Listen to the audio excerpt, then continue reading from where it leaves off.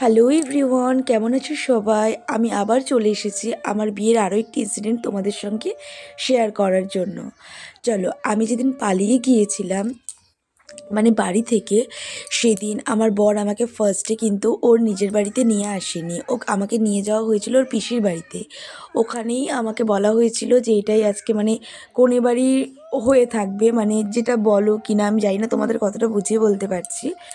সুতরাং ওখান থেকেই আমাকে সাজানো গোছানো হয়েছিল এবং বাদবাকি রিচুয়াল যেগুলো ছেলের বাড়ি থেকে হয়ে থাকে সেগুলোর জন্য আমার বর চলে এসেছিলো নিজের বাড়িতে। এবং এখানে দেখতে পাচ্ছ মানে আমার মামুনি মানে আমার শাশুড়ি মা মানে ছেলে যখন বিয়ে করতে যায় তার আগে যে সমস্ত নিয়ম থেকে থাকে সেগুলোই একের পর এক কমপ্লিট করছিল। এখানে নাকি ছেলে বিয়ে করতে যাওয়ার আগে মা ছেলেকে বরণ করে বা আরও এনি কাইন্ড অফ যে ধরনের নিয়ম টিয়ম থাকে সেগুলোই এখানে মামনি সব ফুলফিল করছিল।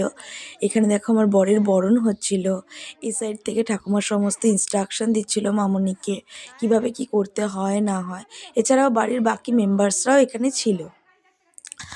মামনির যেহেতু পায়ে একটি অপারেশন রয়েছে, আর্টিফিশিয়াল হাঁটু রয়েছে মামনির, সুতরাং মামনির বসতে খুবই প্রবলেম হয়, তারপরেও মামনি খুবই কষ্টে এভাবে বসেছিল। এবার আমার বর দেখো হালকাভাবে মামনির কোলে বসেছে। এবার প্রত্যেকেই বলছিল মামনির কানে বলতে, মানে যেটা বলে ছেলেরা। তো এখানে আমার বর বলেছিল আমি তোমার জন্য মেয়ে আনতে যাচ্ছি। যাই হোক, তারপর আমার বর এখান থেকে সোজা মাকে বলে বেরিয়ে গেল। এই ভিডিওটা আমি পরে পেয়েছিলাম, যাই হোক দেখে আমার খুবই ভালো লেগেছিল। তখন কিন্তু আমি পিসির বাড়িতে ছিলাম। এবার আমার বর পিসির বাড়ির উদ্দেশ্যে যাচ্ছে আমাকে আনতে। তারপর থেকে পুরো সমস্ত নিয়ম মাফিক বিয়ে হওয়ার পর কিন্তু আমি এ বাড়িতে প্রবেশ করি। বাই।